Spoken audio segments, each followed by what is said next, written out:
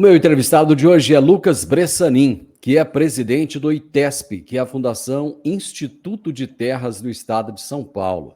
E o tema da nossa entrevista será: Diminui invasões de terras em São Paulo. Lucas, seja muito bem-vindo. Tudo bem com você? Tudo certo, graças a Deus. Obrigado, Divino. Obrigado pelo convite. Que isso, é um prazer. O Euninho chegou em São Paulo? Chegou com força. Ainda mais para mim que sou do interior de São Paulo, ali a coisa tá feia, tá bravo. Você é de onde, Lucas? Presidente Prudente, Oeste Paulista, próximo Terra ali ao boa, hein? Pontal do Paranapanema. Terra boa, cara, terra boa. E me conta uma coisa, como é que você foi parar aí na Fundação ITESP, cara? Na verdade, eu estava aqui como chefe de gabinete, né, do Guilherme Piai, É. a convite dele, né, um grande amigo, também de Presidente Prudente, e ele foi alçado, né, a secretário de Agricultura do Estado de São Paulo. E aí, Isso. quando ele passou a ocupar essa nova função dentro do governo, ele me indicou, junto ao governador Tarcísio, para dar sucessão aqui às atividades que já vinham sido executadas. Então, na verdade, eu fiquei aqui para continuar o que ele já estava fazendo, né? Para, de fato, a gente fazer as coisas acontecerem. Quem é a Fundação ITESP? A Fundação ITESP, hoje no estado de São Paulo, ela é responsável por regularização fundiária rural e também urbana, principalmente em pequenos municípios, e também por assistência técnica a assentamentos e comunidades quilombolas. Hoje, de fato, a regularização fundiária rural é o grande nicho do ITESP, né? Nós temos trabalhado muito forte nisso, na regularização das pequenas, médias e grandes propriedades do estado de São Paulo, onde a partir disso a gente consegue superar conflitos centenários que ocorriam aqui dentro do território paulista. Existem muitos assentamentos em São Paulo, Lucas? Hoje, assentamentos estaduais, nós temos 141 assentamentos, né, que são administrados diretamente pelo Estado. Além disso, existem tantos outros assentamentos federais administrados pelo INCRA. Desses 141, quantas famílias mais ou menos são assentadas aí?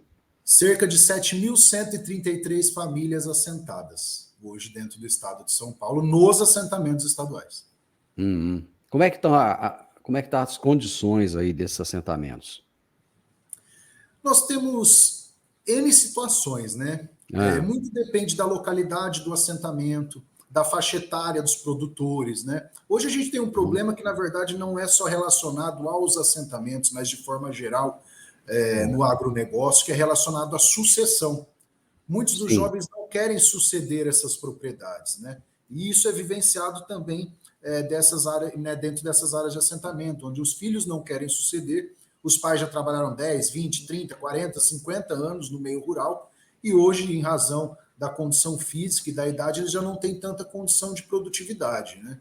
Por isso, Certo. durante a gestão do Guilherme Piai, ele fez uma portaria nova dentro do ITESP que permite a parceria com agroindústrias, onde a agroindústria pode explorar até 70% do lote, ficando 30% remanescente para a exploração do próprio produtor assentado. Isso gera uma renda mensal, pois é feito num formato diferente das parcerias tradicionais. Acontece a produção nos 70% e também a agroindústria ela é obrigada a prestar assistência técnica nos 30% restantes. O que eu costumo dizer é que nós temos produtores que em 10, 20% da propriedade, ele tem uma renda muito maior do que aquele produtor que explora 100%. Às vezes com uma estufa, um outro método de produção um pouco mais moderno, né, que envolve mais tecnologia. Então a gente tem investido nisso, mas também temos muitos bons produtores. Nós temos produtores de leite hoje que em áreas de 15 hectares a 18 hectares tiram uma média de 2.000 litros de leite por dia. Nós temos produtores que trabalham com estufas também, que geram uma boa renda para essas famílias.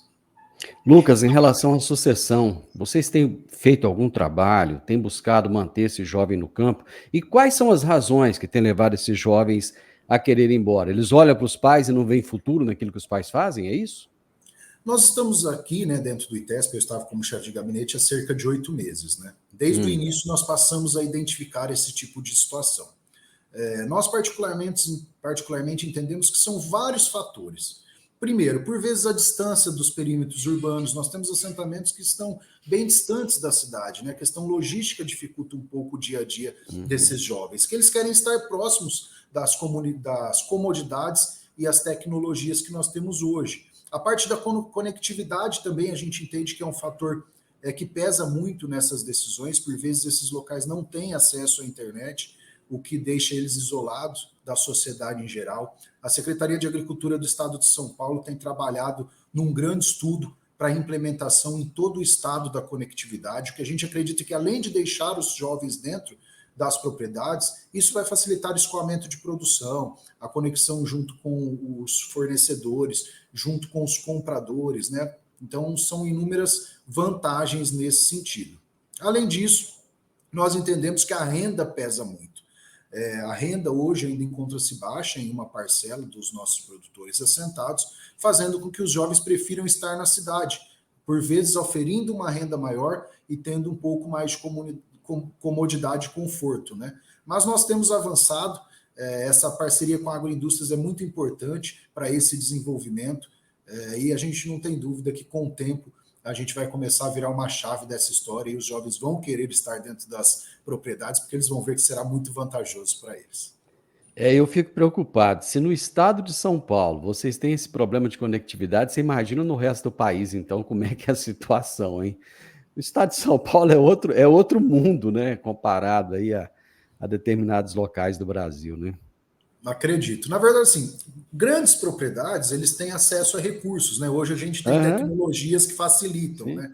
Mas quando a gente fala dessas pequenas propriedades, dos agricultores familiares, é um pouco mais difícil o acesso dessas novas tecnologias.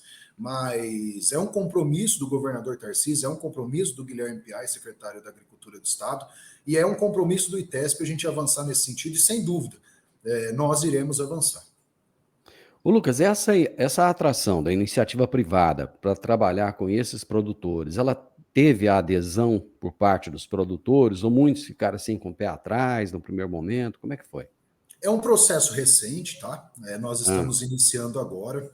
Houve primeiro a tratativa junto às agroindústrias interessadas. Nós já fizemos algumas apresentações em alguns assentamentos e a adesão tem sido bastante satisfatória. Muitos estão realmente interessados, porque a gente tem que pensar, né? Se você pega ali um casal onde o filho não está na propriedade, ele já tem uma faixa etária de 65, 70 anos de idade, ele não tem mais condições físicas produtivas. E quando a gente fala de agricultura familiar, muita coisa é manual, né? Exige-se o físico. Sim. Então a gente proporciona essa renda mensal passiva. Ou seja, toda a responsabilidade é da agroindústria na parceria, e diferente de outros formatos de negócio, não é um pagamento anual. O pagamento já acontece no primeiro mês a partir da assinatura, então são parcelas mensais, e isso é fracionado. Então aí que a gente fala que gera renda para a subsistência da família. E considerando uma família, por exemplo, que já tem aposentadoria ou que tem algum outro tipo de renda, é um valor a mais que poderá ser reinvestido nesses 30% restantes da propriedade. Lembrando que a agroindústria ela deverá prestar assistência técnica nos 30%, além da Fundação ITESP. Então a gente favorece para que haja novas atividades, novas iniciativas. E no estado de São Paulo a gente tem o PEPAS, por exemplo, que é um programa de aquisição de alimentos que fornece tanto para o sistema penitenciário como para as escolas estaduais. Só pode ser fornecido através de agricultores familiares. Então, aquele agricultor que tem uma estufa, que produz hortifruti ou leite, a gente consegue condicionar essa venda e ainda majorar a renda dessas famílias. E como é que foi a receptividade por parte dessas agroindústrias? Muito boa, né? Se a gente observar o estado de São Paulo, quando a gente fala de território, o território já está bastante ocupado, né? O Pontal do Paranapanema, particularmente, eu posso falar, porque nasci e cresci lá na região. Lá atrás, há décadas atrás, ele não era valorizado.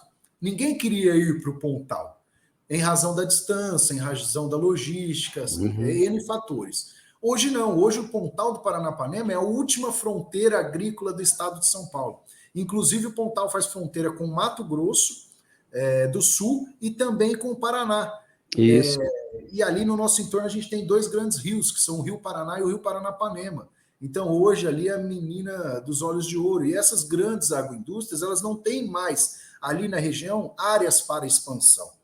Então, essa parceria favorece tanto os nossos produtores como também as agroindústrias, pois a agroindústria fomenta empregos e outras atividades que, por vezes, também tem a participação dos nossos produtores que estão ali próximo dessas atividades. Lucas, deixa eu mudar um pouquinho o rumo da prosa com você. Esse ano aconteceram muitas invasões de terras no Brasil, em alguns estados mais do que outros, né? Até porque alguns governadores, alguns governos estaduais foram mais rigorosos em relação a isso. Como é que foi aí no estado de São Paulo? Aconteceram muitas invasões? Diminuiu muito. Nós tivemos ali no Carnaval Vermelho, que normalmente é um praxe aqui dentro do estado de São Paulo, mas em comparação com anos anteriores, foi um número ínfimo. Também as desocupações ocorreram de forma ágil, os proprietários entraram com as demandas judiciais, e o judiciário também foi muito competente nesse sentido. Aqui no estado de São Paulo, o governador Tarcísio, Guilherme Piai, secretário da Agricultura, e a Fundação ITESP não concorda com qualquer tipo de invasão à propriedade privada. A gente tem lutado e vai continuar trabalhando contra isso. A gente entende que os assentados do estado de São Paulo, eles querem liberdade, eles querem poder produzir sem ter vínculos com terceiros. Por muito tempo foi criado um cenário que não condiz com a realidade. Eu posso falar isso com convicção, porque eu ando os assentamentos do estado, eu falo com esses produtores. Vende-se um formato, por vezes, de movimentos sociais que não condiz com a realidade. Não tem toda essa força, não tem toda essa capilaridade. O que as pessoas querem é trabalhar com liberdade, sustentar suas famílias, e cabe ao Estado ocupar esses espaços. Nós iremos ocupar, iremos fomentar para que eles tenham desenvolvimento e também ajude o Estado de São Paulo a crescer cada vez mais. Daqui para frente, você acha que esses números, eles tendem a ficar baixos ainda? Ou você acha que pode haver aí uma tentativa de invasões? Olha, eu acho Mesmo que sabendo que vocês fazem esse trabalho preventivo e claro, tal. claro. Eu acho que no estado de São Paulo não existe espaço para isso, tá bem? Claro que eu não posso afirmar, porque são situações que não dependem diretamente de nós e podem ocorrer. Mas caso ocorra, o estado de São Paulo irá agir de forma contundente para que a gente possa superar essas situações, porque isso gera prejuízo não apenas para o estado, mas para toda a sociedade. E a sociedade precisa entender isso. Isso não é bom. Eu lembro que logo quando nós entramos no ITESP, o Guilherme, ainda na condição de diretor executivo, ele estava em tratativa com duas grandes agroindústrias que desejavam fazer investimentos no Pontal do Paranapanema. Quando ocorreu essas invasões do Carnaval Vermelho, essas agroindústrias recuaram. Eles perderam o interesse do investimento em razão da insegurança que esse tipo de conduta causa.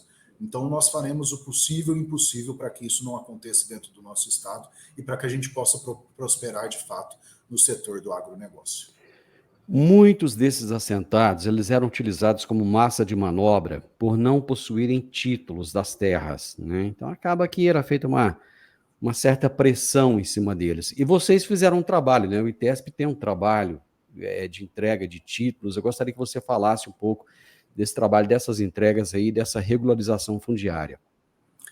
Hoje nós estamos num processo, né, de titulação dos assentamentos, né, também das médias e grandes propriedades. Na verdade, as médias propriedades já existiam através da Lei 11.600 aqui do estado de São Paulo. Em 2022, foram criadas duas leis. A Lei 17.517, que trata da titulação e regularização dos assentamentos, e a Lei 17.557, que trata da regularização de propriedades até 2.500 hectares, que grande parte dessas propriedades dos assentamentos estão no Pontal do Paranapanema, que historicamente sempre foi o grande local do país de conflitos fundiários. Então, através desse processo de titulação, que a gente continua trabalhando com o máximo de celeridade possível, uma parte dos títulos já foram entregues. Dia 15 de dezembro, a gente tem uma nova entrega em Presidente Prudente, com a presença do governador Tarcísio, onde nós iremos entregar 1.000 títulos para assentados e cerca de 40 títulos de grandes propriedades. Nós iremos avançar na pacificação dessa situação.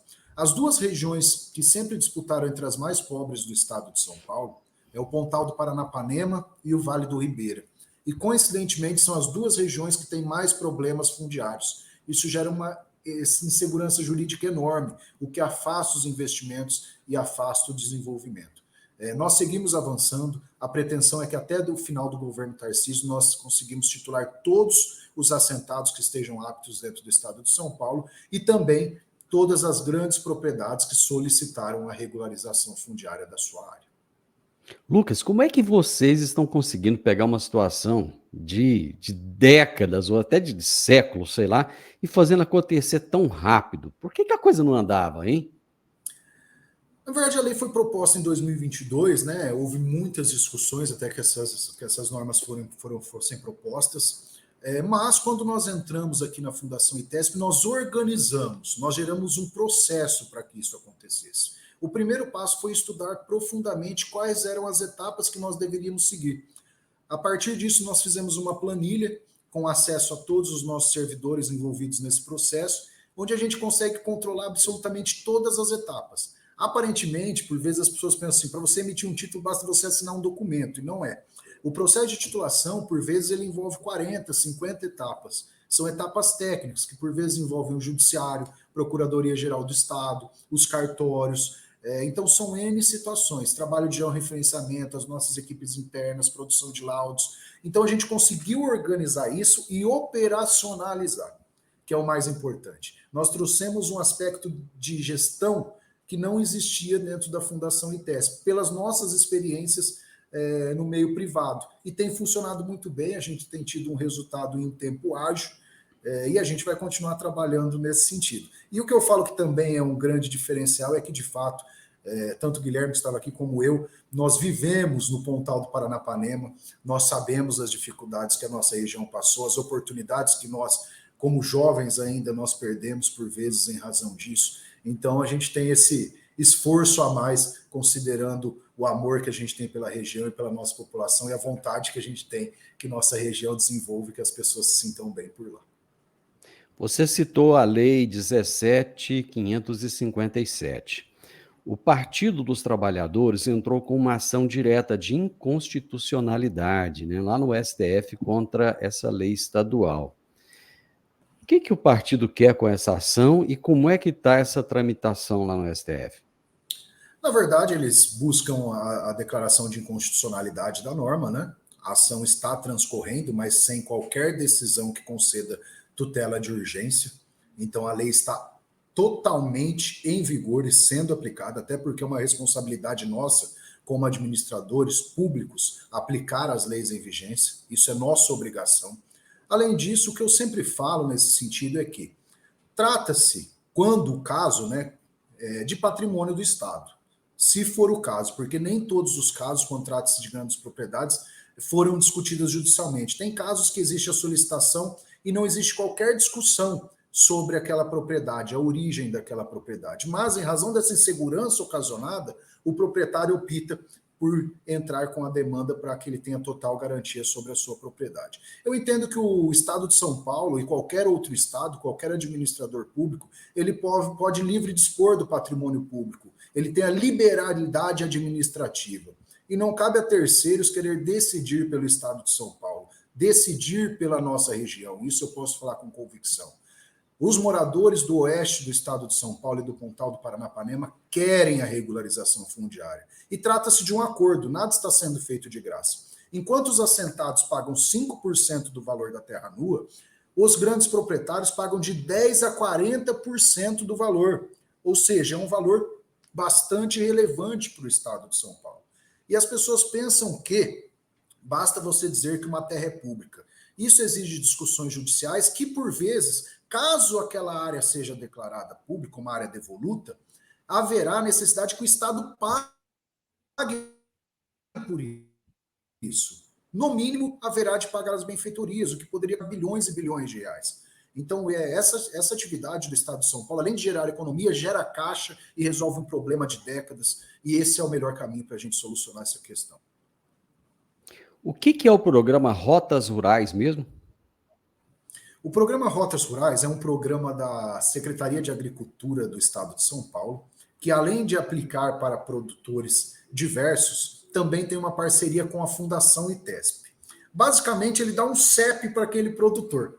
Qual é a grande dificuldade? Como você chega numa propriedade? como uma ambulância chega numa propriedade, como uma viatura policial chega numa propriedade, como alguém que quer comprar uma produção vai até lá. Através de um sistema, utilizando a tecnologia, é criado um código para cada propriedade. Quando você lança esse código nos aplicativos de transporte, ele irá te levar até a porteira daquela propriedade. Ou seja, a gente cria uma conexão entre todas as propriedades rurais do estado de São Paulo, onde o Lucas ou qualquer pessoa conseguirá chegar lá na porta da propriedade sem se perder. Então é um avanço tecnológico muito grande e todos os títulos que estão sendo entregues para os produtores assentados do estado de São Paulo já estão acompanhados do código do Rotas Rurais, então qualquer pessoa conseguirá chegar até a porta daquela propriedade. Mesmo offline?